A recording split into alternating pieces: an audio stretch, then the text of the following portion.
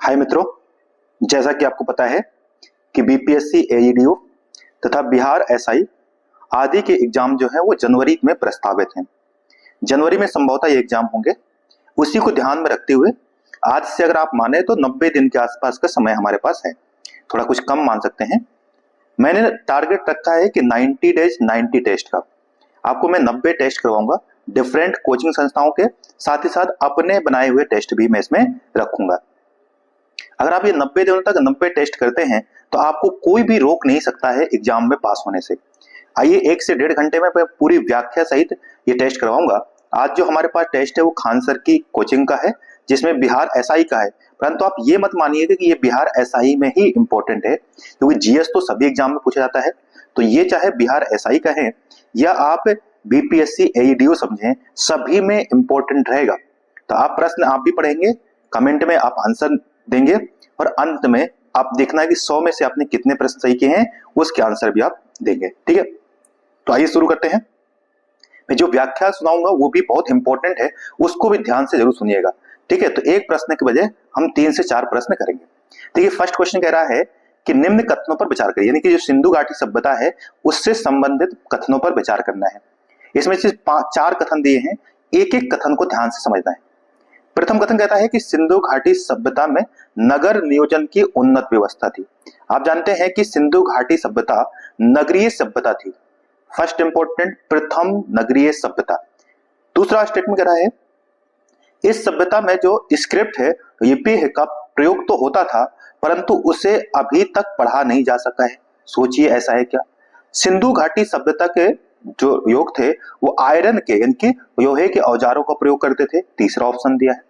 चौथा है मोहनजोदाड़ो में ग्रेट बाथ जो स्नानागार है वो प्राप्त हुआ है। अब कथन देखिए, 1 2 4, 2 3 4, 1 3 और 1 2 3 4। ऐसे प्रश्नों में हमेशा हम क्या करते हैं कि ऐसे ऑप्शन ढूंढते हैं जो हमें पक्का पता है कि सही नहीं है। अगर आप देखिए, एलिमिनेशन टेक्निक कहते हैं इसको। अगर ऑप्शन नंबर 3 देखिए तो कह रहा है जो आयरन के औजार थे वो इस समय प्रयोग होते थे, यानी कि आप स्वयं सोचिए कि जो लोहे की खोज है वो तो हुई है कब? वो हुई उत्तर वैदिक युग में। अगर उत्तर वैदिक युग में हुई है तो हम कैसे कह सकते हैं कि जो सिंधु घाटी सभ्यता के व्यक्ति थे, ये सिंधु घाटी सभ्यता में आयरन की का प्रयोग होता था। इस समय आयरन का नहीं, कांस्य का प्रयोग होता था, क्योंकि ये कांस्य युगीन सभ्यता है। कांसा जो है कांस्य युगीन सभ्यता है, तो कांस्य धातु का प्रयोग होता था। आप जानते हैं कांसे की मूर्ति भी प्राप्त हुई है नर्तकी की, कहां से? मोहनजोदाड़ो से। कांसा जो है वो तांबा और टिन से बनता है, तांबा और टिन के मिक्सचर से कांसा बनता है। ये भी इंपॉर्टेंट रखिएगा, ये साइंस में क्वेश्चन आ सकता है। तो तीसरा तो नहीं हो सकता है। जिसमें तीसरा ऑप्शन है हटा दीजिए।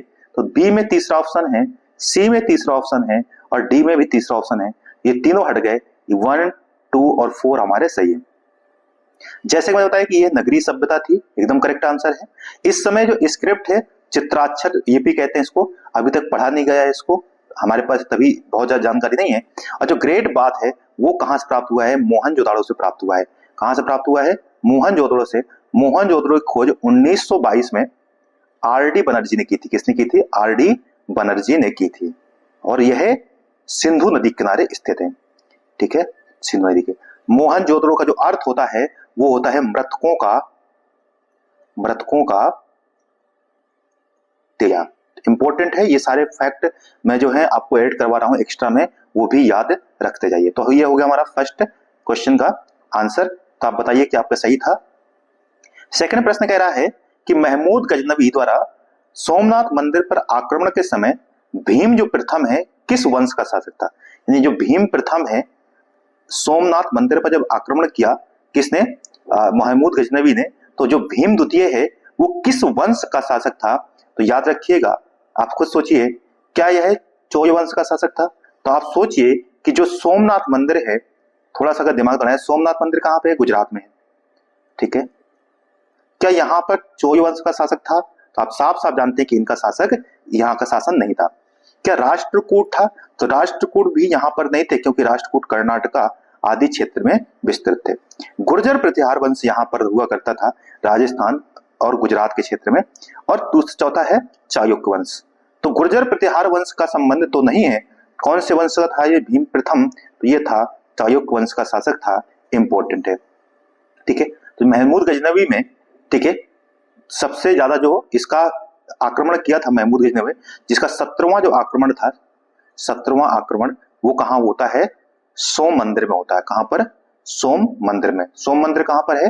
गुजरात में है। यह आक्रमण कब होता है? तो 1025 से 26 के बीच में, 1025 से 26 के बीच में यह आक्रमण होता है।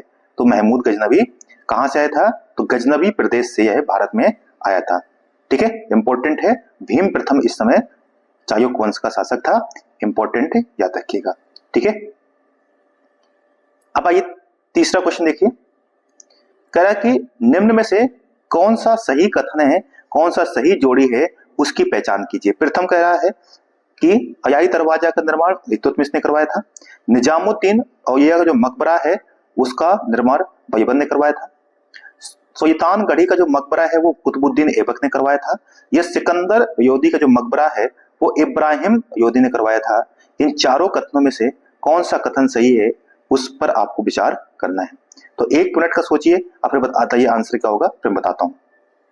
ठीक है, अगर एक एक करके बात करें, ठीक है, तो इसमें जो ऑप्शन नंबर डी है वो एकदम करेक्ट है। जो सिकंदर लोदी का मकबरा है इसकी स्थापना तो करवाई थी किसने? इब्राहिम लोदी ने। ठीक है, परंतु जो सुल्तानगढ़ी का मकबरा है इसका निर्माण जो करवाया था वो किसने करवाया था, उस पर ध्यान दीजिए। ठीक है, ठीक है, तो ये सही है। अब देखिए जो फर्स्ट ऑप्शन देखिए, कह रहा है कि हयाई दरवाजा, आप जानते हैं ये किसने बनवाया था? तो ये बनाया था अयाबुद्दीन,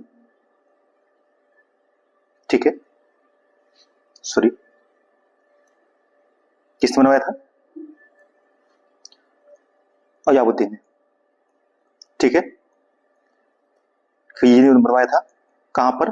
कुतुब मीनार परिसर में। कहां बनवाया था? कुतुब मीनार परिसर, कुतुब मीनार परिसर में इसने बनवाया था। वहीं अगर बात करें जो निजामुद्दीन और यह है, एक इसका जो मकबरा है वो किसके द्वारा बनवाया गया था?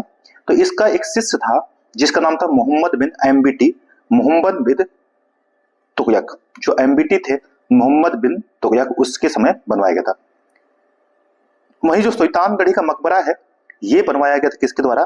तो ये बनवाया गया था इल्तुतमिश के द्वारा। ठीक है, इल्तुतमिश के द्वारा।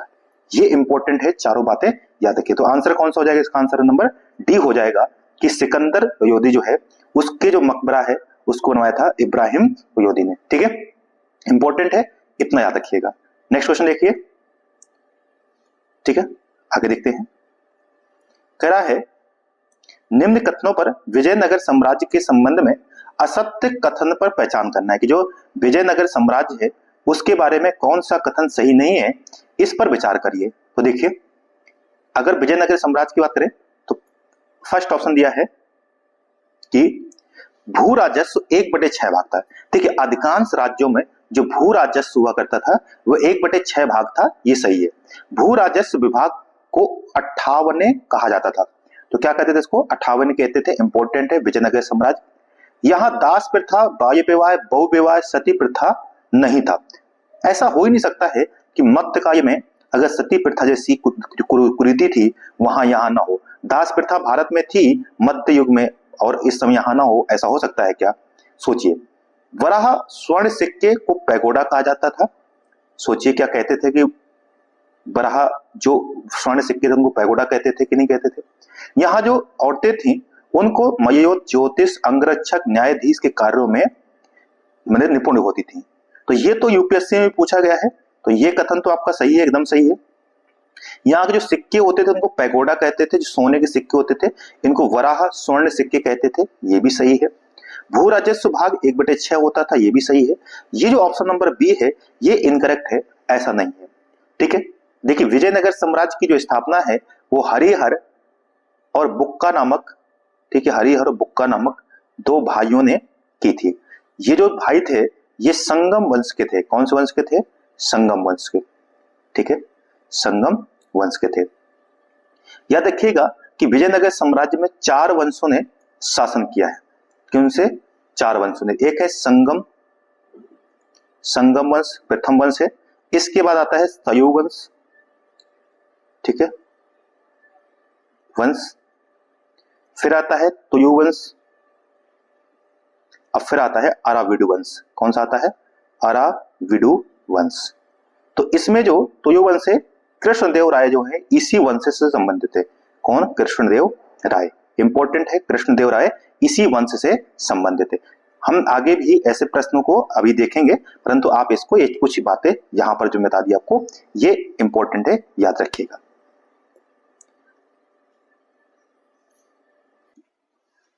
नेक्स्ट क्वेश्चन देखिए, ये गेम से संबंधित है। कह रहा है कि जो हॉकी होती है, फील्ड हॉकी में जो पेनल्टी कॉर्नर होता है, इसका दूसरा नाम क्या है? तो इसका दूसरा नाम होता है शॉर्ट कॉर्नर, शॉर्ट कॉर्नर। तो ये थोड़ा गेम से संबंधित क्वेश्चन है, इनको याद रखिएगा। इतने इंपॉर्टेंट नहीं, बहुत ज्यादा नहीं पूछे जाते, पर ठीक है। छठा क्वेश्चन देखिए क्या कह रहा है। कह रहा है कि जो तृतीय पानीपत का युद्ध 1761 में हुआ था, ये भी याद रखिएगा कि पानीपत का तीसरा युद्ध कब हुआ था? 1761 हुआ था। का आंखों देखा वर्णन किसने दिया है? कि आंखों देखा जो वर्णन है पानीपत के तीसरे युद्ध का, वो किसने दिया है? कि इंपॉर्टेंट है, याद रखिएगा ऑप्शन नंबर बी, काशी राज पंडित। काशी राज पंडित जी ने इसको आंखों देखा वर्णन किया है, जिसमें बताया है कि किस तरीके से मराठों की इसमें हार होती है। तो मराठों की इसमें क्या होती है? हार होती है, ठीक है। आप जानते हैं कि जो पानीपत का तीसरा युद्ध है, ये मराठों तथा अहमद शाह, ठीक है, अब्दाली के बीच में होता है। इंपॉर्टेंट है, याद रखिएगा। कब होता है? ये होता है 1761 में। तो पानीपत का तृतीय युद्ध, जिसको आंखों देखा किसने वर्णन किया है? काशीराज पंडित ने। ये युद्ध जो होता है मराठों और अहमद शाह अब्दाली के बीच में होता है, जिसमें मराठों की हार होती है। क्या होती है? मराठों की इसमें हार होती है। इंपॉर्टेंट है, याद रखिएगा। नेक्स्ट क्वेश्चन देखिए। अब कह रहा है कि अस्पृश्यता के विरुद्ध जो मूवमेंट शुरू किया था, अस्पृश्यता यानी छुआछूत के विरुद्ध जो मूवमेंट शुरू किया गया था, उसके संबंध में निम्न कथनों पर विचार करना है और इसको मैचिंग करना है। प्रथम है मंदिर प्रवेश मूवमेंट, जो मंदिर प्रवेश आंदोलन है। दूसरा दिया है बी ऑप्शन, प्रजा मंडलीय। तीसरा है आत्मसम्मान आंदोलन और चौथा है वायकोम सत्याग्रह। इधर दिया है नेतृत्व करता है के कयप्पन, ई रामास्वामी नायकर, सी जो है तीसरा जो है सी आर रेड्डी और चौथा है श्री नारायण गुरु। अगर आप इसमें से एक दो को भी सही से मैच कर पाए तो आप इसको आराम से कर सकते हैं। आप जानते हैं जो आत्मसम्मान मूवमेंट है वो एवी रामास्वामी नायकर द्वारा शुरू किया गया था। तो अगर आप इसमें से तीसरे को यानी कि ऑप्शन नंबर सी को मैच करते हैं दूसरे से, तो देखिए अगर सी को 2 से मैच कर दिया तो देखिए सी में 2 कहां पर है? इसमें नहीं है, इसमें नहीं है, इसमें नहीं है। तो हमारा ऑप्शन तो अपने आप वैसे आ गया, डी आ गया। प्रथम यानी कि मंदिर प्रवेश मूवमेंट जो है वो के कयप्पन द्वारा शुरू किया जाता है। प्रजा मंडलीय जो है वो आर रेड्डी द्वारा होता है और वायकोम सत्याग्रह जो है वो श्री नारायण गुरु द्वारा शुरू किया जाता है, ठीक है। तो ये इंपॉर्टेंट है, इन मूवमेंट का याद रखिएगा, ये सभी के सभी बहुत ज्यादा महत्वपूर्ण है, ठीक है। नेक्स्ट देखिए, कह रहा है कि निम्न में से कौन सा अधिनियम भारत में द्वैध शासन की शुरुआत करता है? यानी बताइए कि इनमें से जो 4 अधिनियम दिए हैं, किस अधिनियम में डायरकी सिस्टम है द्वैध शासन की शुरुआत होती है? भारत परिषद अधिनियम 1861 या भारत शासन अधिनियम 1858, भारत शासन अधिनियम 1919 और भारत शासन अधिनियम 1935। तो आप बताइए इसमें से कौन सा हो जाएगा जिसने भारत में द्वैध शासन की शुरुआत की? तो आप जानते हैं कि जो भारत शासन अधिनियम 1919 है, भारत शासन अधिनियम 1919 से यहाँ प्रांत स्तर पर प्रांतों में द्वैध शासन की शुरुआत की जाती है। द्वैध शासन की शुरुआत होती है कहां पर? प्रांतीय स्तर पर। प्रांतीय स्तर पर द्वैध शासन की शुरुआत होती है, जिसमें जो, ठीक है, यहाँ 2 विषय होते हैं, एक होते हैं आरक्षित विषय और एक होते हैं हस्तांतरित विषय। कौन से? हस्तांतरित विषय। बाद में इसको जो प्रांतों में द्वैध शासन है, इसको समाप्त कर दिया जाता है 1935 के अधिनियम में, और 1935 के अधिनियम में केंद्रीय स्तर पर द्वैध शासन की शुरुआत की जाती है। तो केंद्रीय स्तर पर कब किया जाता है? 1935 में। जो भारत शासन अधिनियम 1919 है इसे मॉन्टेग्यू चेम्सफोर्ड रिफॉर्म कहते हैं। क्या कहते हैं इसको? मॉन्टेग्यू चेम्सफोर्ड रिफॉर्म कहा जाता है, सुधार कहा जाता है। तो मॉन्टेग्यू चेम्सफोर्ड रिफॉर्म कहा जाता है, मोस्ट इंपोर्टेंट है। ठीक है, तो ये याद रखिएगा, भारत शासन अधिनियम 1919 द्वैध शासन की शुरुआत। ठीक है, आगे देखिए, नेक्स्ट क्वेश्चन देखिए क्या है। कह रहा है निम्न कथनों पर जो रिपन है, लॉर्ड रिपन के समय में कौन कौन से कार्य किए गए उन पर विचार कीजिए। ठीक है, अब इसमें भी देखो हम क्या करेंगे, ऑप्शन से जाएंगे। तो फर्स्ट ऑप्शन देखिए, मैंने क्या कह रहा है, स्टेटमेंट देखिए, इन्होंने स्थानीय स्वशासन को बढ़ावा दिया। तो अगर रिपन के बारे में आपने पढ़ा हो तो आपने पढ़ा होगा कि रिपन, रिपन से याद रखिए, रिप माने पका हुआ। रिपन जो थे बहुत ही थोड़ा सा काइंड हार्टेड व्यक्ति थे, इन्होंने बहुत सारे सुधारवादी काम किए। तो सुधारवादी काम इनके समय में हुए। जो इससे पूर्व में थे जिनका नाम था यटन, इनके जैसा ही नाम है, इन्होंने जितने भी बिगड़े हुए काम, बेकार कार्य जितने भी किए, वो किसने किए? सारे सारे यटन ने किए। ठीक है, जबकि सुधारवादी काम जो किए सबसे ज्यादा, तो कहीं पे अगर आ जाए तो सुधारवादी याद रखिएगा, रिपन ने बहुत सारे सुधारवादी कार्य किए। तो जैसे इनको स्थानीय स्वशासन का जनक कहा जाता है। किसको? रिपन को। रिपन को स्थानीय स्वशासन का जनक कहा जाता है। तो इसका मतलब फर्स्ट स्टेटमेंट तो सही है। दूसरा देखिए, प्रेस, उन्होंने प्रेस अधिनियम को रद्द किया, तो अच्छा कार्य किया। सोचिए, इन्होंने एबल्ट बिल को पेश किया, ये भी अच्छा कार्य था। उन्होंने सती प्रथा को समाप्त किया, ये तो आपने 100% पढ़ा होगा कि सती प्रथा राजा राम मोहन राय के प्रयास से 1829 में समाप्त हो गई थी। ठीक है, कब? 1829 में ही समाप्त हो गई थी। ठीक है, बेंटिक के समय में, विलियम बेंटिक के समय में। तो चौथा ऑप्शन नहीं होना चाहिए। अब जैसे इसमें 4 है वो हटा दीजिए, इसमें भी है, इसमें भी है, इसमें भी है, तो बचा क्या? ऑप्शन नंबर जो ए है वो बच गया हमारा 1 2 3। ये तीनों के तीनों काम किसके समय हुए हैं? इन्हीं के समय में हुए, 1878। आप खुद सोचिए कि ये 1878 की बात हुई है और यहाँ 1829 से कितना समय गैप है। इन्हीं के समय में 1881 में पूरी तरीके से जो जनगणना की शुरुआत हुई, 10 की जनगणना जो है वो इन्हीं के समय में शुरू हुई थी। 10 की जनगणना भी इन्हीं के समय में। वैसे तो प्रथम जनगणना मेयो के समय में होती है, मेयो के समय में 1872 में, परंतु 10 की जनगणना की जो शुरुआत है वो इनके समय में होती है। तो ये इंपॉर्टेंट है, याद रखिएगा। ठीक है, रिपन के समय में। आगे देखिए, ठीक है, याद रखिए कि इनको भारत में स्थानीय स्वशासन का जनक कहा जाता है। ये भी प्रश्न बहुत बार पूछा गया है, तो इंपॉर्टेंट है। नेक्स्ट क्वेश्चन कह रहा है किस घटना या किन घटनाओं ने ब्रिटिश प्रधानमंत्री जो एटये थे, सॉरी हाँ क्लीमेंट एटये जो थे, को सदमा पहुंचाया, जिससे उन्होंने घोषणा की कि ब्रिटिश साम्राज्यवाद की जो इमारत है को एक बहुत बड़ा झटका। तो ये बताइए, एक तो है कैबिनेट मिशन। कैबिनेट मिशन से क्या ऐसा कुछ हुआ था क्या? सोचिए। एक है इंडियन नेवी विद्रोह, जो ये इससे कुछ हुआ था क्या? क्रिप्स मिशन या स्वीकृति, इससे कुछ हुआ था क्या? या आईएनए का जो अभियान था और इंडियन नेवी विद्रोह, इन दोनों से कुछ हुआ था क्या?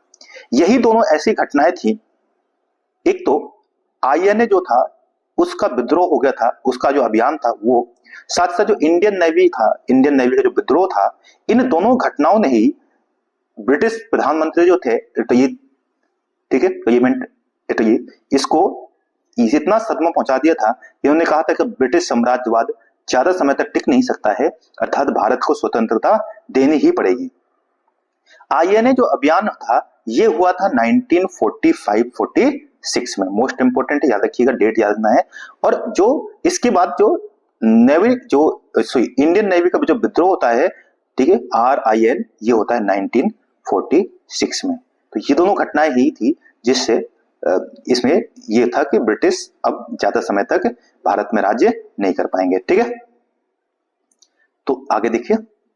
अच्छा, थोड़ा सा मैं ये बताता हूँ, जो ये आईएनए विद्रोह था, आप जानते हैं कि सुभाष चंद्र बोस ने आईएनए की स्थापना की थी, परंतु उसके बाद जब आईएनए को भंग कर दिया गया और भारत में आए, तो भारत में इसमें से 3 व्यक्ति थे जिनकर, ठीक है, मुकदमा दायर किया गया था, जिसको रेड फोर्ट पर मुकदमा चलाया गया था इन पर।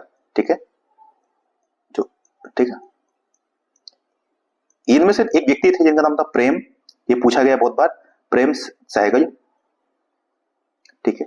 दूसरे नाम थे गुरबख्श सिंह, गुरबख्श सिंह, ठीक है। और तीसरे थे शाहनवाज हुसैन, शाहनवाज खान, सॉरी, इनका नाम था क्या, शाहनवाज खान। एक हिंदू, एक सिख और एक मुस्लिम, ये 3 व्यक्ति थे, ये आईएनए से संबंधित अधिकारी थे जिन पर यहां पर मुकदमा दायर किया गया। इन्हीं मुकदमा का पूरे देश में विद्रोह किया गया और आजाद हिंद फौज बचाओ समिति बनाई गई, जिसमें तेज बहादुर सप्रू, ठीक है, भूया भाई देसाई और नेहरू जी जैसे व्यक्तित्व इससे जुड़े हुए थे, जिन्होंने, अरुणा आसफ, ये सब थे जिन्होंने इनको आजाद कराने में महत्वपूर्ण योगदान दिया। तो ये आईएनए मूवमेंट याद रखिएगा, ठीक है।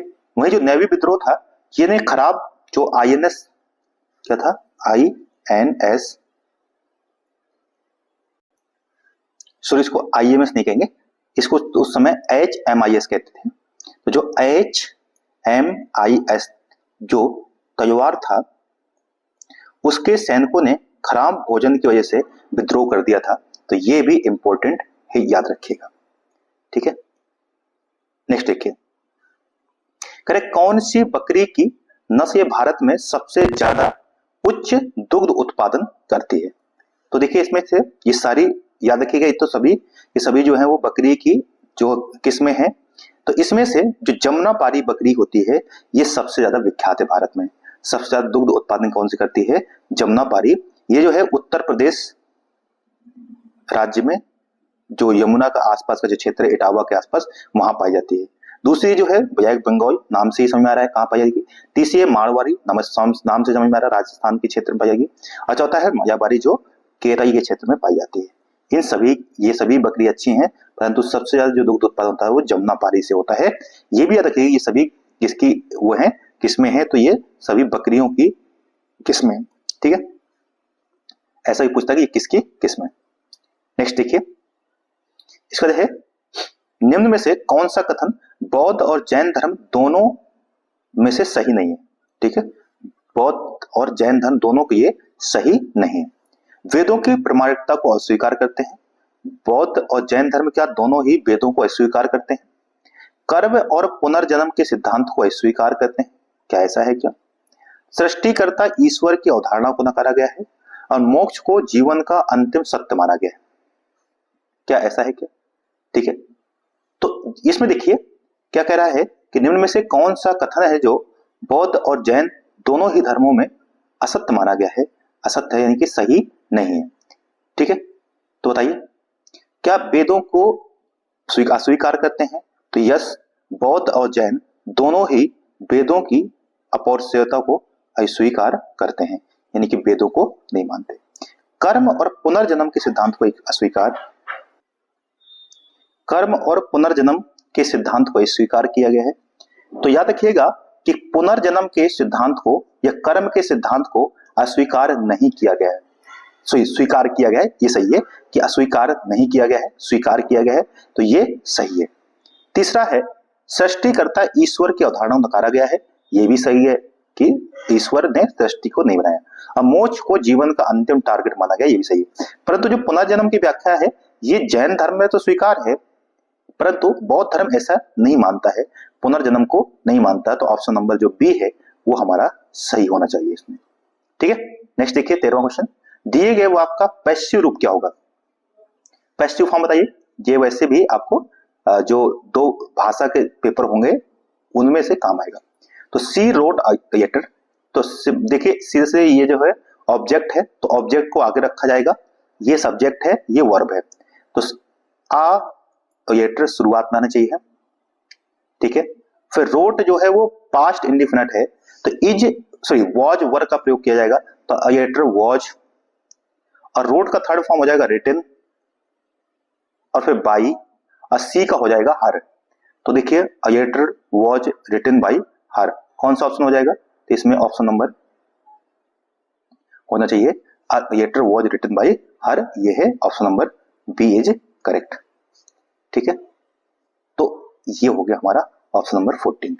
सॉरी 13। नेक्स्ट क्वेश्चन देखिए 14th क्या दिया है, इसको इनडायरेक्ट स्पीच में कन्वर्ट करना है। क्या किया है, she said I am going to market.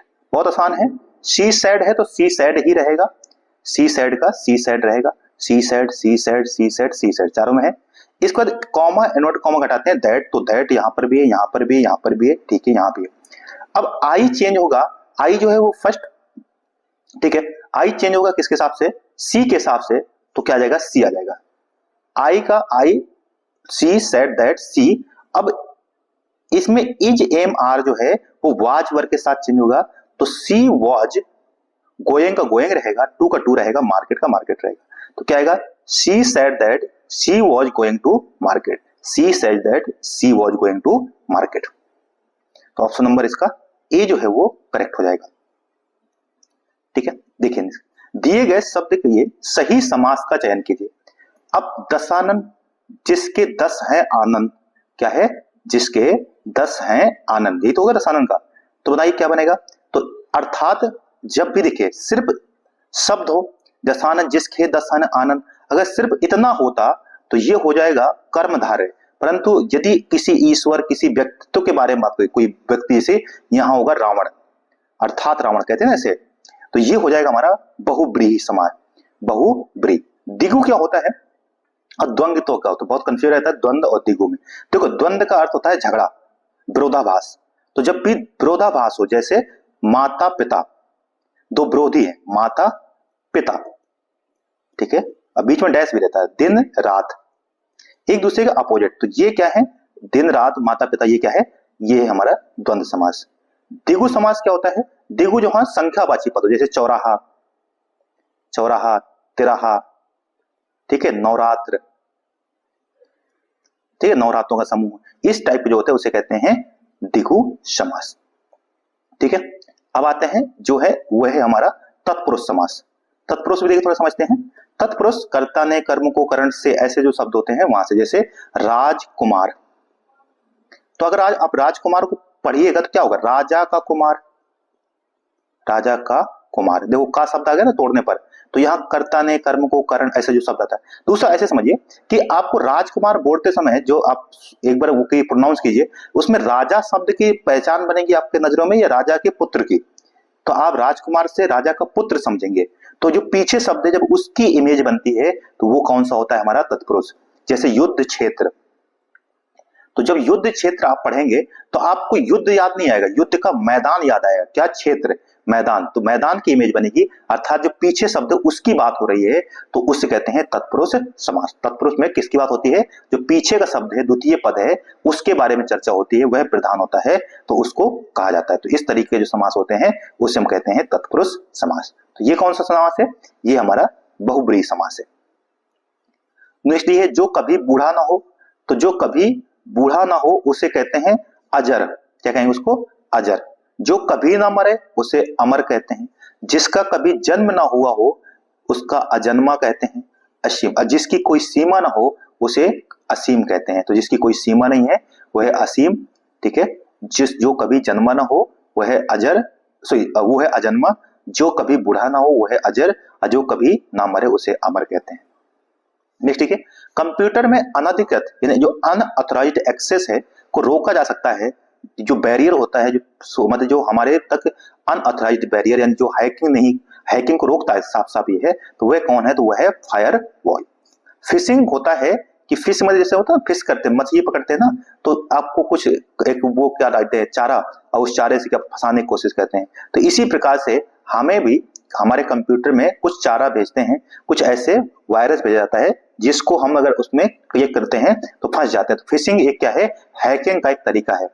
ऐसी एंटीवायरस क्या होता है, वायरस को रोकने का तरीका होता है, और मैलवेयर क्या है, एक वायरस ही है, ठीक है। तो ये हो जाएगा कि कौन रोकता है, दीवार है ना, तो दीवार खड़ी कौन करता है, तो फायरवॉल, इंपॉर्टेंट है। नेक्स्ट देखिए, कह रहे मानव शरीर में पाए जाने वाले विभिन्न प्रकार के एंटीबॉडी में से कौन सा दूध, ठीक है, दूध, यार और आंसुओं जैसे स्रोमों में मौजूद होता है और नवजात शिशुओं को निष्क्रिय प्रतिरक्षा पैसिव इम्यूनिटी प्रदान करता है। तो इसका जो आंसर हो जाएगा वो याद रखिएगा, वो है हमारा IgA, कौन सा हो जाएगा? IgA, option number C. पोषण के किस प्रकार की पहचान करें?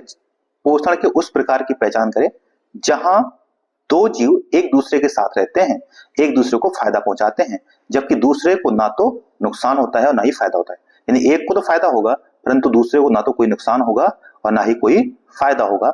इसको कहते हैं सहभोजता। क्या कहते हैं इसको? सहभोजता। सहभोजता ने सॉरी सहजीवता नहीं, सहभोजता, ऑप्शन नंबर सी। जहां दोनों को फायदा होता है उसे सहजीवता कहते हैं, परंतु जहां एक को फायदा होता है एक को नुकसान नहीं होता उसे क्या कहते हैं? सहभोजता कहते हैं। जहां पर एक को नुकसान होता है दूसरे को फायदा होता है उसे परजीवता कहते हैं। जैसे परजीवी होता ना, जैसे कि जो जुएं रहते हैं, जैसे जुएं सिर पे रहते हैं, खून चूसते हैं, जोंक जो है खून चूसती है, वो सब क्या है? परजीवता है। अब मृत भोजता, तो जहां पर एक को मृत्यु जो मरे हुए जीव होते हैं उनसे भोजन प्राप्त करते हैं उसे मृत भोजता कहा जाता है। मैथ का क्वेश्चन देखिए, कह रहे एक व्यक्ति एक वस्तु को 5% फायदे बेचता है। आप एक काम कीजिए, इसका आंसर बनाइए और मैंने मैथ की जो करवा रहा हूँ क्वेश्चंस, आप उस पर इसको करके फिर बताइए कि आपसे आंसर ये बना या नहीं बना। नहीं बना होगा तो नेक्स्ट में बता दूंगा। इसका आंसर वैसे 400 आएगा, आप बना के देखिएगा। ऐसे ये भी प्रश्न है, एक अर्धगोले का आयतन दिया है 1152 पाई सेंटीमीटर क्यूब, इसका संपूर्ण पृष्ठीय क्षेत्रफल ज्ञात कीजिए। ये भी आप बना के देखिए, नहीं बने बताइएगा। इसका आंसर 432 सेंटीमीटर स्क्वायर आएगा। तीसरा क्वेश्चन देखिए, 22वां क्वेश्चन। ये सारे प्रश्न कैसे बनेंगे? जो मैथ की मैं क्वेश्चंस करवा रहा हूं उसमें जरूर जाइएगा। तीसरा क्वेश्चन देखिए, सेम ये मैंने करवाया है, आप इसको जाकर देख सकते हैं। क्या करा है कि जब किसी संख्या को इतने से भाग दिया जाता है तो शेष 36 बचता है। तो अगर 17 से भाग दिया जाए तो शेष कितना बचेगा? तो मैं बताया था कि जब भी ऐसा कहे कि इससे भाग दिया जाए तो इतना शेष बचता है, तो इससे भाग देने पर कितना शेष बचेगा? तो कुछ नहीं करना है, 36 को 17 से भाग दीजिए, सीधा 17 से सीधा भाग दीजिए, कितना आएगा? 17 दूनी 34, कितना बच गया? 2। तो इसका आंसर हो जाएगा 2। बस इतना ही करना होता है और कुछ नहीं करना है। नो, आगे कुछ भी नहीं करना है, सीधा ट्रिक है। ठीक है, आगे देखिए। फ्रांसीसी क्रांति के निम्न घटनाओं पर उनसे संबंधित दार्शनिक विचारों का मैच करना है। कह रूसो का सामाजिक अनुबंध का सिद्धांत है, दूसरा है मॉन्टेस्क्यू का शक्ति पृथक्करण सिद्धांत और वोल्टेयर के तर्क स्वतंत्रता के विचार। तो देखिए इधर क्या है, मानव अधिकारों और नागरिकों के अधिकारों की घोषणा, निरंकुश राजशाही के विरुद्ध विद्रोह की मांग और फ्रांसीसी संविधान का निर्माण। तो जो ये है, ये मतलब जो रूसो हैं, रूस का जो संबंध है, ये कहते हैं कि जो निरंकुश जारशाही है, जो राजशाही है, उसके विरुद्ध हमें विद्रोह करना चाहिए। तो ए का हो जाएगा 2। मॉन्टेस्क्यू जो है ये फ्रांसीसी संविधान के निर्माणकर्ता थे, उन्होंने फ्रांस के जो संविधान है उसके निर्माण में महत्वपूर्ण भूमिका दिया। तो पृथक्करण सिद्धांत हो जाएगा। तो ए का 2, बी का 3 और जो सी है सी का हो जाएगा 1। तो ऐसा ऑप्शन नंबर किस में है? तो देखिए ऑप्शन नंबर बी में है ये। ठीक है, नेक्स्ट देखिए, हम कहां तक पहुंच चुके हैं? अभी तो 24 क्वेश्चन पहुंच चुके हैं। ठीक है, और टाइम भी हमारा 33 मिनट हो गया, थोड़ा सा ज्यादा हो रहा है तो फास्ट करना पड़ेगा हमें। निम्न में से कौन सा पद जो है वो रॉन्ग है? ये रीजनिंग का क्वेश्चन है, आप इसको बनाइए और फिर जब नहीं आए बताइए मुझे कि क्यों रॉन्ग है। ठीक है, इसका आंसर हो जाएगा 24। नेक्स्ट क्या है कि सांकेतिक भाषा में गो को 32, सी को 49 और सम को क्या होगा? तो इसका भी बनाइएगा, अब इसका उत्तर हो जाएगा 56। ठीक है, फिर नहीं आया तो बता देंगे मैं नेक्स्ट वीडियो में। इसका देखिए 25वां क्वेश्चन कह रहा है, सॉरी 25वां हो गया हमारा, 26वां क्वेश्चन का आंसर हो जाएगा 23। इसको भी बनाइएगा, रीजनिंग का क्वेश्चन है, थोड़ा प्रैक्टिस करिएगा। ठीक है, 27वां क्वेश्चन जो है इसका आंसर हो जाएगा हमारा डी, पिता हो जाएगा। आइए 28वां क्वेश्चन देखिए, जर्मनी का एकीकरण किसके नेतृत्व में होता है? तो आप जानते हैं कि जर्मनी का जो एकीकरण है वो ऑटोमन बिस्मार्क, जो बिस्मार्क हैं इनके नेतृत्व में जर्मनी का एकीकरण हुआ था। इंपॉर्टेंट है, जर्मनी का एकीकरण कब हुआ था? तो 1817 में हुआ था, सॉरी 1871 में हुआ था। 1871 में जर्मनी का एकीकरण ऑटोमन बिस्मार्क के समय में हुआ था। ठीक है, नेक्स्ट ये बौद्ध और जैन धर्म के सिद्धांतों के बीच कौन सी समानता नहीं है? तो बौद्ध और जैन धर्म किस बात को समान रूप से नहीं मानते हैं? ये मानना है। तो जो आत्मा की अवधारणा है, इंपॉर्टेंट है, आत्मा के बारे में जैन धर्म तो मानता है कि आत्मा होती है, परंतु बौद्ध धर्म नहीं मानता। आत्मा के संबंध में दोनों धर्म समान नहीं है। सिंधु घाटी सभ्यता की शासन प्रणाली को किसके आधार पर समझा जा सकता है? तो जो सिंधु घाटी सभ्यता की जो शासन प्रणाली है, इस समय ना तो ये माना गया है कि इस समय कोई राजशाही होती थी, तो राजशाही के बारे में कोई जानकारी नहीं प्राप्त होती इस समय ना तो हमें कोई सैन्य शासन के बारे में जानकारी प्राप्त होती है और ना ही कोई पुरोहित वर्ग की जानकारी प्राप्त होती है। ऐसा माना जाता है कि इस समय जो शासन रहा होगा वो किसका रहा होगा? व्यापारी वर्ग का रहा होगा। जो व्यापारी वर्ग होंगे वो यहाँ के शासक रहे होंगे, तो ये इसका आंसर हो जाएगा। गुप्त साम्राज्य के पतन का मुख्य कारण क्या था? तो आप जानते हैं गुप्त साम्राज्य में जब पतन हुआ तो उस समय हूणों का आक्रमण हो रहा था, तो हूणों का जो आक्रमण है ऐसा मानते हैं कि इसके कारण गुप्त साम्राज्य का पतन हुआ है। ठीक है, और हूणों का जो आक्रमण करता थे वो कौन थे? तो वो थे तोरमान। ठीक है, प्रथम आक्रमणकर्ता जो हूण थे वो कौन थे? तोरमान। इंपॉर्टेंट याद रखिएगा। ठीक है, तो इससे हूणों का 5वीं शताब्दी में आगमन होता है और हूणों के प्रभाव से ये साम्राज्य पूरी तरीके से विकसित हो जाता है। ठीक है, इसका देखिए नेक्स्ट क्वेश्चन कह रहा है कि द्रविड़ चाहिए के मंत्रों में ऊंचे प्रवेश द्वारों को किस नाम से? जो देखो ऊंचे ऊंचे जो प्रवेश द्वार होते थे उनको कहते थे गोपुरम। तो ऊंचे जो प्रवेश द्वार है उनको कहा गया है गोपुरम। ठीक है, गोपुरम। मंडप क्या होता था? तो मंडप होता था जहां पर भक्त जो होते थे वो खड़े होकर के पूजा करते थे, उसे मंडप कहते थे। ठीक है, तो देखिए तो मंडप क्या होता था? इस तरीके से मंदिर है, तो यहाँ पर ये मुख्य देवता बैठते थे यहाँ पर। ठीक है, मुख्य देवता के ऊपर ये इस तरीके से बनाया जाता था, इसको विमान कहते थे वहां पे दक्षिण भारत में, और इसी को उत्तर भारत में शिखर कहा गया है। ठीक है, शिखर और विमान ये होते थे। इसको गर्भगृह कहते थे, जहां मुख्य देवता बैठते थे उसको गर्भगृह कहा जाता था। ठीक है, गर्भगृह। उत्तर भारत में जो है ये एकदम कर्व के आकार में होता था, वहीं दक्षिण भारत में ये पिरामिड नुमा इस तरीके से विमान होते थे। यहाँ पे बड़े बड़े गेट होते थे, द्वार होते थे, जिनको ही गोपुरम कहते थे। तो इंपॉर्टेंट याद रखिएगा गोपुरम। तो इसका आंसर क्या हो जाएगा? गोपुरम। भारत में जो ड्राइविंग लाइसेंस नंबर है उसमें कितने अंक होते हैं ये पूछा गया है, तो बताइए कितने अंक होते थे इस समय? तो अगर आपके पास है तो उसमें देखिए गिनती करके, इसमें 15 अंक होते थे। कितने अंक होते थे? 15 अंक। राष्ट्रों का मित्र या फ्रेंड ऑफ नेशन उपनाम से किस अंतरराष्ट्रीय संगठन को जाना जाता है? तो बताइए, यह है रेड क्रॉस सोसाइटी जो है इसको जाना जाता है राष्ट्रों का मित्र। ठीक है, फ्रेंड ऑफ नेशंस के नाम से रेड क्रॉस सोसाइटी को जाना जाता है। इस सोसाइटी जो है इसकी जो स्थापना की थी वो हेनरी डुनेंट ने की थी। किसने की थी? हेनरी डुनेंट ने इसकी स्थापना की थी। कब की थी? ये की थी 1863 में। निम्न में से कौन सा योग में सही नहीं है? नेक्स्ट देखिए क्वेश्चन 35 कह रहे निम्न में से कौन सा सही नहीं है, तो बताइए कौन सा सही नहीं है।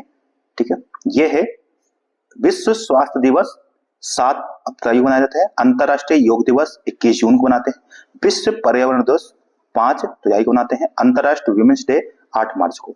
तो आप जानते हैं कि ये जो है पर्यावरण दिवस वो 5 मार्च को नहीं मनाते हैं, सॉरी 5 जुलाई को नहीं मनाते हैं, ये कब मनाते हैं? 5 जून को मनाते हैं। कब मनाते हैं? 5 जून को। बाकी सारे के सारे सही है। ठीक है, इस समय विश्व स्वास्थ्य संगठन की स्थापना हुई थी, इस वजह से मनाया जाता है। अंतरराष्ट्रीय जो योग दिवस है ये भारत के प्रयासों से मनाना शुरू हुआ है, इस वजह से मनाते हैं। और ये जो है पर्यावरण दिवस 1872 को स्टॉकहोम कन्वेंशन होता है 5 जून को, उसके याद में मनाया जाता है। ठीक है, और 8 मार्च को विमेंस के जो अधिकार हैं उनसे संबंधित जो दिवस से मनाया जाता है। तो कौन सा ऑप्शन रॉन्ग हो गया इसमें? Option number C. निम्न में से कौन सा देश ये क्षेत्र जो है जिसको सिरजोरी ग्रोथ ट्रायंगल के नाम से जाना जाता है? तो सिरजोरी ग्रोथ ट्रायंगल जो है उसका हिस्सा कौन सा देश नहीं है, ये आपको बताना है। तो बताइए इसमें से कौन सा देश नहीं है? ऑप्शन है सिंगापुर, मलेशिया, जोहोर प्रदेश, इंडोनेशिया का रियाऊ द्वीप समूह और थाईलैंड। तो ये 3 देश हैं, इनमें से बताना है कौन सा इसका हिस्सा नहीं है। ठीक है, तो आप जानते हैं कि इसका हिस्सा जो है वो थाईलैंड नहीं है, बाकी 3 देश जो है उसमें से ये तीनों के तीनों हिस्सा है। ठीक है, तो इसमें से अगर देखें, ठीक है, तो जो है, जो शब्द जो है यहाँ देखिए, जो है और एक सी है, सी से सिंगापुर है। ठीक है, सी से सिंगापुर ठीक है, जोहो से जोहोर, ठीक है, जोहोर प्रदेश, और री से रियाद द्वीप समूह। तो ये सारे के सारे नाम याद रखिएगा। तो री से रियाद, री से रियाऊ। तो ये 3 देश हैं, इसमें थाईलैंड कैसे नाम नहीं है। नेक्स्ट देखिए, कह रहा है कि नमो, इसमें देखो क्या कह रहा है, कह रहा है जो नमी की न्यूनतम मात्रा और अत्यधिक यवनीय मृदा के कारण किस मरुस्थलीय को डेड लैंड कहा जाता है? तो ये कहा जाता है अटकामा को। किसको कहते हैं? Atacama desert. ये कहां पर है? दक्षिणी अमेरिका का जो ये देश है वहां पर यह स्थित है, ठीक है। और यह सबसे शुष्क मरुस्थलीय है, ठीक है। क्यों? क्योंकि यहां पर हम्बोल्ट धारा प्रवाहित होती है। कौन सी? हम्बोल्ट की धारा प्रवाहित होती है, इंपॉर्टेंट है, ठीक है।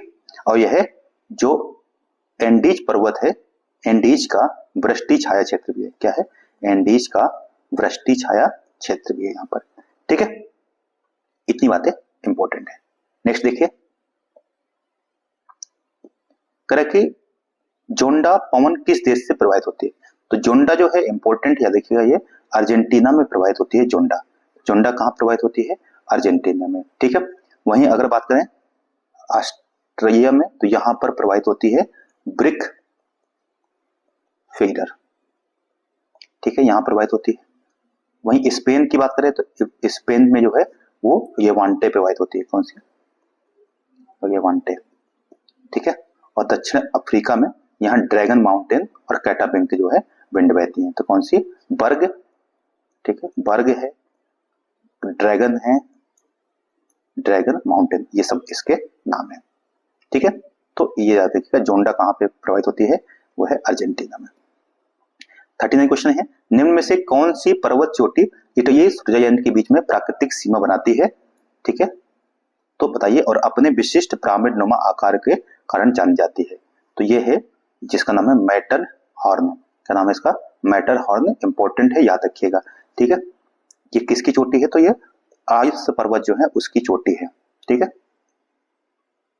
ठीक, तो इंपॉर्टेंट है।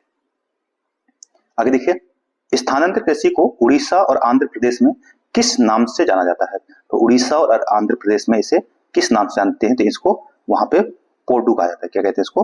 पोडू, ठीक है। तो पोडू कहाँ जा कहते हैं? आंध्र प्रदेश और उड़ीसा में इसको पोडू कहते हैं। वहीं अगर बात करें कुमारी जो है, ये कहा जाता है कहां पर? जो पश्चिमी घाट है, पश्चिमी घाट में जो इसको कुमारी कहते हैं, ठीक है। वहीं झूम की बात करें तो जो उत्तर पूर्वी, जो पूर्वोत्तर के क्षेत्र हैं, पूर्वोत्तर में इसको झूम कहते हैं। झूम कृषि असम आदि क्षेत्र में। बेवावर या दहिया जो है मध्य प्रदेश में कहते हैं। तो एमपी में क्या कहते हैं इसको? बेवावर या दहिया कहते हैं। तो ये इंपॉर्टेंट नाम है। इसको दीपा कहते हैं कहां पर? अंडमान और निकोबार में, ठीक है, अंडमान निकोबार में। तो ये हो गए इससे संबंधित क्वेश्चन। थोड़ा फास्ट करते हैं। निम्न में से कौन सी नदी सिंधु की सहायक नदी नहीं है? तो फटाफट देखिए, चिनाब, रावी, जयम, ये सभी नदियां हैं। गोदावरी नदी आप जानते हैं दक्षिण भारत की नदी है और ये उत्तर में बहती है। बहुत आसान प्रश्न है, इसमें कुछ बताने की जरूरत नहीं है। गोदावरी इसका आंसर हो जाएगा। भारत की जो स्वर्णिम चतुर्भुज परियोजना का सबसे जो बड़ा खंड है, विंग है, वो कौन सा है? तो बताइए, इसमें से आप जानते हैं 4 विंग है, तो इसका चारों का नाम देखिए दिए है, और इसमें से बताइए कि सबसे जो बड़ा विंग है वो कौन सा है? तो इसका आंसर हो जाएगा सी, यानी कि जो कोलकाता चेन्नई विंग है ये सबसे बड़ा विंग है, याद रखिएगा, ठीक है। चारों खंडों की अगर सबसे बड़ा देखा जाए तो सबसे नंबर 1 पे कौन सा आ जाएगा? सी आ जाएगा। ये ऑप्शन नंबर सी होगा। इसमें थोड़ा ऑप्शन आगे पीछे है तो याद रखिएगा, ठीक है। तो ये हो जाएगा फर्स्ट नंबर पे हमारा, ठीक है। और सेकंड नंबर पे हो जाएगा हमारा जो है मुंबई और, ठीक है, मुंबई और ये वजह दूसरे में आ जाएगा। तीसरे नंबर पे आ जाएगा चेन्नई और मुंबई जो है ये थर्ड नंबर पे आ जाएगा। और चौथा आ जाएगा ये कोलकाता जो है ये चौथे नंबर पे है, ठीक है। मोनोजाइट नामक खनिज अयस्क जो है वो कहाँ पाया जाता है? तो ये जानते हैं कि ये जो है केरल जो है वहां पाया जाता है मोनोजाइट, ठीक है। मोनोजाइट इंपॉर्टेंट है। और इसमें क्या पाया जाता है? थोरियम पाया जाता है। मोनोजाइट में क्या पाया जाता है? थोरियम पाया जाता है। तो थोरियम किस में पाया जाता है? मोनोजाइट में। इंपॉर्टेंट है, याद रखिएगा। किस दर्रे का उपयोग कैलाश मानसरोवर की जो यात्रा है उससे करते हैं? तो ये करते हैं, ये कहां पर है? उत्तराखंड में है। कहां पर है? उत्तराखंड में, ठीक है, यूके में, याद रखिएगा उत्तराखंड में, ठीक है। नेक्स्ट देखिए, निम्न में से कौन सा भौगोलिक उपनाम सही नहीं है? कोच्चि को अरब सागर की रानी कहते हैं, क्या सही है? कि देखिए, दूसरा है जयपुर जो है भारत का गुलाबी शहर है। तीसरा जो अमृतसर है उसको स्वर्ण मंदिर का शहर कहते हैं। तो ये तो साफ साफ समझ में आ रहा है कि स्वर्ण मंदिर कहां पर है? अमृतसर में है, तो ये तो सही होगा ही होगा, ठीक है। हमसे पूछा कौन सा है कि कौन सा सही नहीं है। कोच्चि जो है वो अरब सागर की रानी, ये भी सही है। जयपुर को पिंक सिटी कहते हैं, ये भी सही है। तो दार्जिलिंग को पूरब का स्कॉटलैंड कहते हैं, यही ऑप्शन जो है वो सही नहीं है, ठीक है, ये सही नहीं है। इंपॉर्टेंट है, याद रखिएगा इसको, ठीक है। जबकि दार्जिलिंग को क्या कहते हैं? इसको कहते हैं पहाड़ों की रानी। क्या कहते हैं इसको? पहाड़ों की रानी। इंपॉर्टेंट, याद रखिएगा, पहाड़ों की रानी कहा गया है। तो फिर ये पूरब का स्कॉटलैंड किसको कहते हैं? तो ये कहा गया है किसको? शिलोंग को, ठीक है, इंपॉर्टेंट है। नेक्स्ट ठीक है, निम्न में से कौन सा युग्म जो है कोपेन जलवायु वर्गीकरण के अनुसार सही नहीं है? तो देखिए, कोपेन के अनुसार राजस्थान को BWH कहा गया, एकदम सही है। पश्चिमी घाट को AM कहा गया, ये भी सही है। छत्तीसगढ़ को क्या कहा गया? AW कहा गया है, ये भी सही है। कौन सा सही नहीं? तो ये है लद्दाख जो है उसको AF कहा गया है, यही इसका सही नहीं है, ठीक है। तो इंपॉर्टेंट है, याद रखिएगा, ठीक है। आगे देखिए, निम्न में से कौन सा युग्म बिहार के जलप्रपातों के संबंध में सही नहीं है? तो देखिए, कह रहा है प्रथम ककोया जो है वो नवादा में स्थित है, तो ठीक है। दूध कुंड जो है वो पश्चिमी चंपारण का प्रसिद्ध है, तो ये भी देखिए, ठीक है। तीसरा है मैनपुर जो है वो गया में स्थित है, क्या सही है क्या? और चौथा है कि जो तुतली भवानी है वो कहाँ है? रोहतास में है, तो क्या ये सही है क्या? तो ये सभी सही है, सिर्फ इसमें जो C ऑप्शन है मैनपुर जो है वो गया में नहीं है। तो इंपॉर्टेंट है, मैनपुर कहाँ पर है? ये गया में नहीं है। गया में कौन कौन से हैं? बराबर, यहाँ पे बराबर की पहाड़ियां हैं और प्रेत जो सया है वो यहाँ पर है, परंतु यहाँ पर जो मैनपुर नहीं है, ठीक है। तो इंपॉर्टेंट है, मैनपुर को समझ याद रखिएगा कि मैनपुर यहाँ पर नहीं है। भारत का कौन सा वन्यजीव अभ्यारण्य हंगोई जो वो है कश्मीरी स्टैग कहते हैं उसको पाया जाता है? तो ये है, याद रखिएगा, दाची-गम जो है राष्ट्रीय उद्यान कहाँ पर है? जम्मू कश्मीर में है। यहीं पर ये जो हंगोई उद्यान ये है कश्मीरी स्टैग जो है वो यहाँ पर पाया जाता है, जो शंकर क्रेस्ट है। राजाजी उत्तराखंड में है और कार्बेट आप जानते हैं ये भी उत्तराखंड में है। रणथंभौर जो है वो राजस्थान में है, ठीक है। रणथंभौर कहाँ पर है? राजस्थान में। नेक्स्ट देखिए, प्रसिद्ध पुस्तक साइलेंट स्प्रिंग जो है इसके राइटर कौन है? तो इसको पूछा गया है कि ये जो बुक है ये है रेचल कार्सन जो है वो इसके राइटर है, तो ऑप्शन नंबर C हो जाएगा इसका सही आंसर। नेक्स्ट है, भारत का कौन सा राष्ट्रीय उद्यान डांसिंग डियर जो है उसको ये प्रसिद्ध है? तो आप जानते हैं डांसिंग डियर जो है वो पाया जाता है कहाँ पर? केपुल यामजाऊ नेशनल पार्क जो है राष्ट्रीय उद्यान जो है वो यहाँ पर पाया जाता है, ठीक है। यह कहाँ पर है? तो ये याद रखिएगा, ये जो उद्यान है ये है जो हमारी योगटक झील है मणिपुर में, वहां पर तैरता हुआ ओडित उद्यान है। तो एकमात्र जो तैरता हुआ राष्ट्रीय उद्यान है वो कौन सा है? केपुल यामजाऊ राष्ट्रीय उद्यान, जो कौन से झील पर है? इस पे भारतीय संविधान की नियम समिति जो है इसके अध्यक्ष कौन थे? तो नियम समिति के अध्यक्ष कौन थे? इंपॉर्टेंट प्रश्न है, बताइए। तो इसके जो थे डॉक्टर राजेंद्र प्रसाद जो थे नियम समिति के अध्यक्ष थे। वहीं प्रारूप समिति के अध्यक्ष कौन थे? तो प्रारूप समिति के अध्यक्ष BR अम्बेडकर थे। प्रारूप समिति के अध्यक्ष BR अम्बेडकर थे। प्रांतीय समिति के अध्यक्ष कौन थे? तो प्रांतीय समिति के अध्यक्ष थे वो है सरदार पटेल, ठीक है। वहीं संघ समिति की बात की जाए तो वो थे सरदार पटेल, संघ समिति के अध्यक्ष ये थे, ठीक है। वहीं संविधान सभा के अध्यक्ष कौन थे? तो राजेंद्र प्रसाद थे, वो भी याद रखिएगा। इसमें से कौन सा संशोधन है दिए हैं? 4 संशोधन दिए हैं, उनको मैच करना है। 44th, 86, 97, 24। तो देखिए कह रहे हैं कि आप जानते हैं कि 57वां ये 86वें संशोधन शुरू करते हैं 86 से, तो 86वां संविधान संशोधन जो है इसका संबंध किससे है? तो इसका संबंध है अनुच्छेद 19, ठीक है। अनुच्छेद 21 में शिक्षा का अधिकार जोड़ा गया था। 86वें अधिनियम जो अधिनियम है संविधान संशोधन है उसको शिक्षा का अधिकार से। वहीं 97 जो है ये सहकारी समिति से जुड़ा हुआ है। 24वां जो है इसको आप जानते हैं संसद की पुष्टि से संबंधित है, संसद की जो शक्तियां हैं उससे संबंधित है। अब 44th आप जानते हैं कि संपत्ति को जो हमारा फंडामेंटल राइट था उसको हटा दिया गया और अनुच्छेद इसको 300A में रखा गया। ठीक है, तो ये इंपॉर्टेंट, तो कौन सा हो गया देखो ए का 2।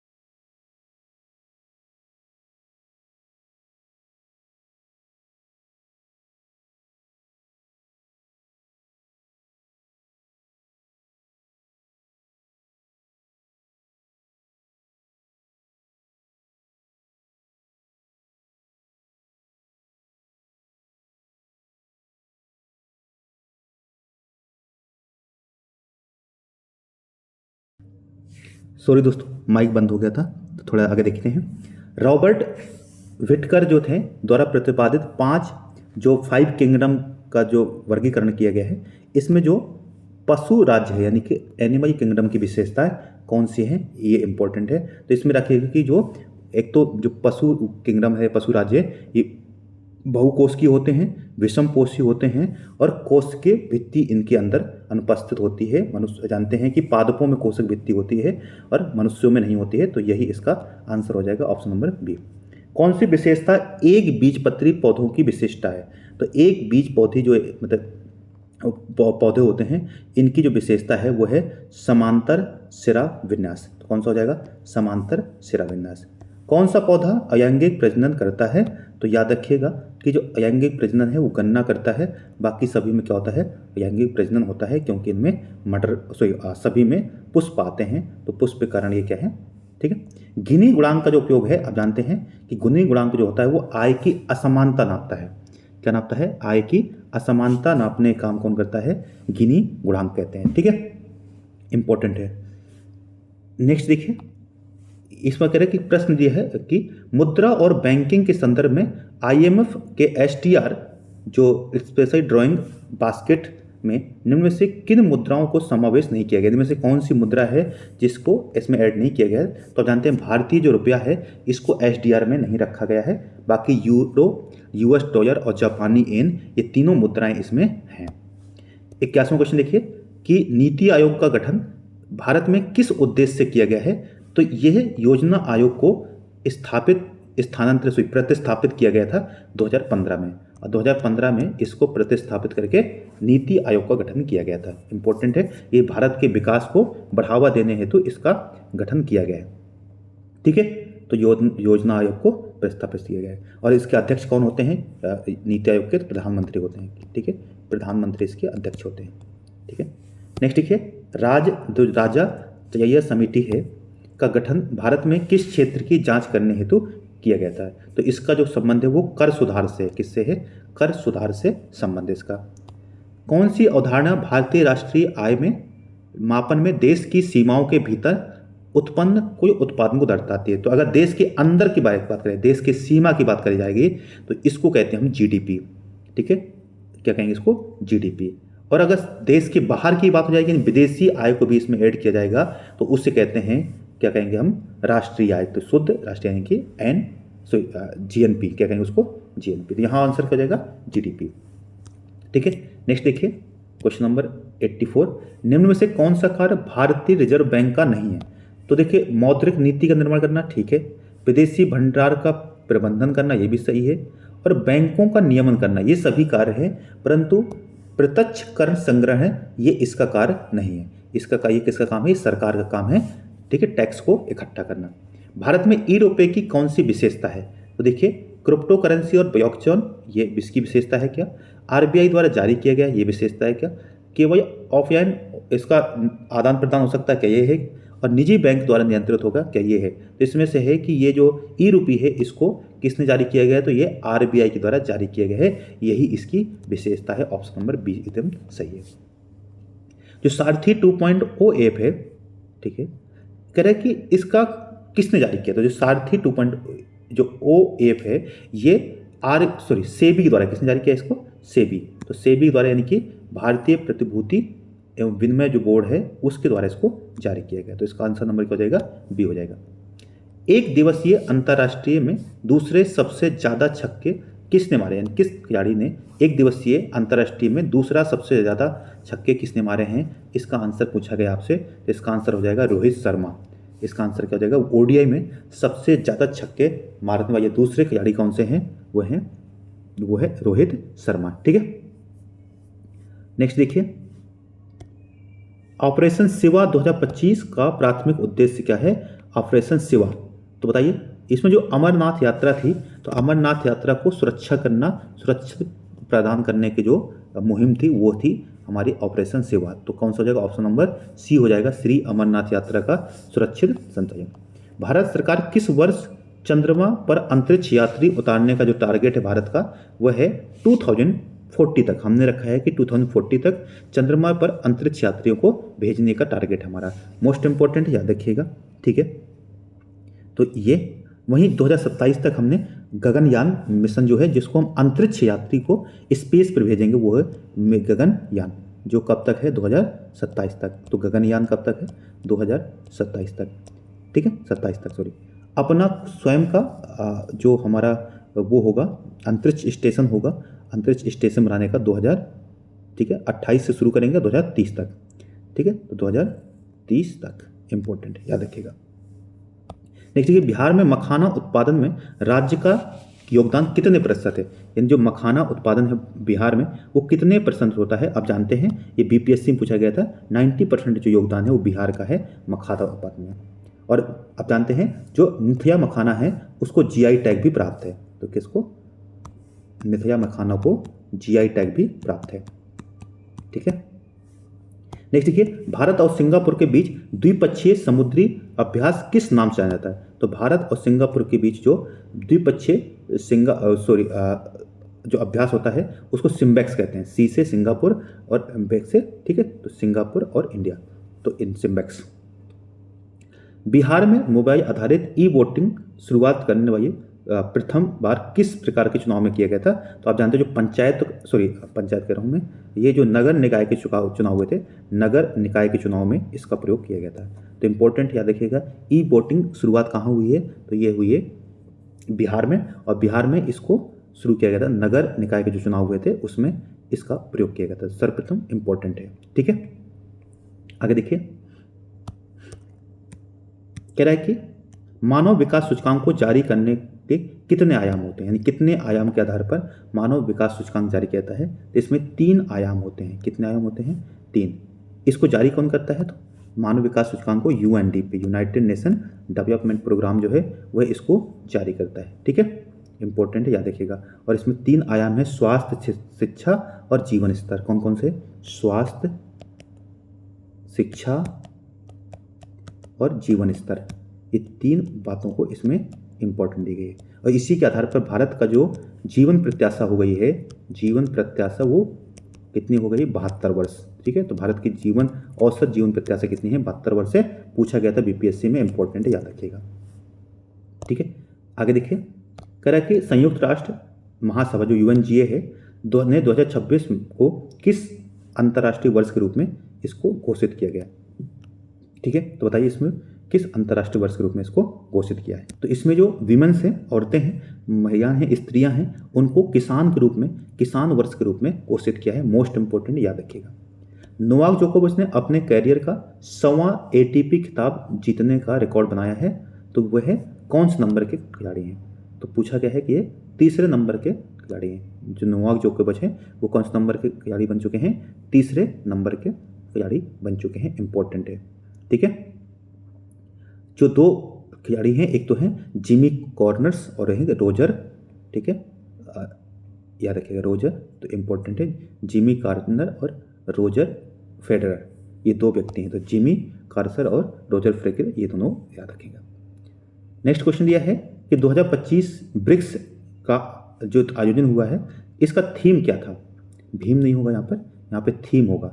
तो 2025 जो ब्रिक्स हुआ इसका थीम क्या था, तो इसका जो थीम था वो था वैश्विक दक्षिण को मजबूत करना। क्या है इसका थीम है, वैश्विक दक्षिण को मजबूत करना, यानी कि ग्लोबल साउथ को मजबूत करना, ठीक है। ये पूछा जाएगा कि इसका आयोजन कहाँ हुआ था, तो इसका आयोजन हुआ था कहाँ पर, ब्राजील में इसका आयोजन किया गया था, रियो डी जेनेरियो में। क्या हुआ, रियो डी जेनेरियो में इसका आयोजन किया गया था, इंपॉर्टेंट है। तो इसको मेजबान देश, ठीक है। अब जानते हैं कि इसमें कुछ नए देश भी ऐड किए गए हैं ब्रिक्स में, जैसे एक तो है मिस्र, ठीक है, मिस्र, दूसरा है इथोपिया, तीसरा है ईरान, चौथा है यूएई और 5वां है इंडोनेशिया। तो ये सारे देशों का नाम जरूर याद रखिएगा, ठीक है, इंडोनेशिया। आगे देखिए क्वेश्चन नंबर 97, करें कृत्रिम बुद्धिमत्ता जो एआई की तैयारी सूचकांक कौन सी संस्था जारी करते, तो एआई तैयारी सूचकांक जो है वो किस संस्था ने जारी किया गया, तो ये है जो एक नई इंस्टीट्यूट है, ये है सिडनी इंस्टीट्यूट, योवी इंस्टीट्यूट ऑफ सिडनी, इसने जारी किया है, ठीक है। नेक्स्ट देखिए, 98वां क्वेश्चन, निम्न में से कौन सा कथन जो है वो सही नहीं है? अस्मिता योजना जो शुरू की है वो कह रहा है जो एजुकेशन मिनिस्ट्री है यूजीसी के द्वारा शुरू किया गया है, क्या सही है क्या?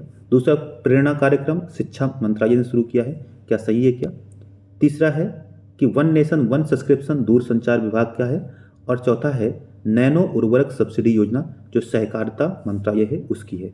तो इसमें जो वन नेशन वन सब्सक्रिप्शन जो है ये दूरसंचार विभाग की नहीं है, ये शिक्षा विभाग का है, बाकी सारे सही है। इसका अर्थ क्या, सब्सक्रिप्शन से आप कंफ्यूज हो सकते हैं। इसमें क्या है कि जैसे जो पीएचडी करते हैं तो जितनी भी रिसर्च होती हैं, रिसर्च पब्लिश होती हैं, उन सब का जो पैसे रहते हैं वो काफ़ी ज़्यादा रहते हैं। तो सरकार कोशिश करेगी कि जो वो रिसर्च हैं वो इस तरीके से अवेलेबल कराई जाएँ ताकि किसी भी स्टूडेंट तक उसकी पहुँच हो। तो इसी का नाम है वन नेशन वन सब्सक्रिप्शन योजना, यानी एक ही सब्सक्रिप्शन में सारी पीएचडी की जो रिसर्च हैं वो प्रोवाइड किए जा सकें। ठीक है, तो याद रखिएगा ये एजुकेशन मिनिस्ट्री की है, बाकी सारे सही हैं। अस्मिता योजना शिक्षा मंत्रालय की है, प्रेरणा कार्यक्रम ये भी शिक्षा का, और नैनो उर्वरक जो है वो सहकारिता मंत्रालय की है। एक बीजपत्री पौधों में परागण की विशिष्ट विशेषता क्या है? तो जो एक बीजपत्री पौधे होते हैं इसमें जो परागण की विशेषता क्या है? तो इनमें जो विशेषता है वो है कि ये पवन से परागण हो सकता है। क्या हो सकता है? पवन परागण, यानी हवा से परागण हो सकता है। ठीक है, कौन सा अंग मानव पाचन तंत्र में प्रोटीन के पाचन को शुरू करता है? तो आप जानते हैं कि आमाशय से प्रोटीन का पाचन शुरू होता है। आमाशय में पेप्सिन एंजाइम होता है, कौन सा? पेप्सिन एंजाइम होता है जो क्या करता है, यहाँ पर प्रोटीन का पाचन करता है। इसके बाद ट्रिप्सिन एंजाइम होता है, कहाँ पर? छोटी आंत जो पैनक्रियाज होता है, अग्नाशय जो होता है, अग्नाशय से क्या निकलता है? ट्रिप्सिन एंजाइम होता है जो इसको पूरी तरीके से पाचन करके, ठीक है, प्रोटीन को अमीनो एसिड में चेंज करता है। तो ये हो गया हमारे 100 के 100 क्वेश्चन। आप कमेंट में जरूर बताइएगा कि आपको इनमें से कितने प्रश्न आपको आते थे और कितने। ठीक है, ये हमारा डे 1 है, 75 के 75 90 दिनों में 90 टेस्ट का जो है टारगेट रखा गया है। ठीक है दोस्तों, तो जय हिंद, धन्यवाद। सब्सक्राइब जरूर कीजिएगा, मोटिवेट करते रहिए। बाय।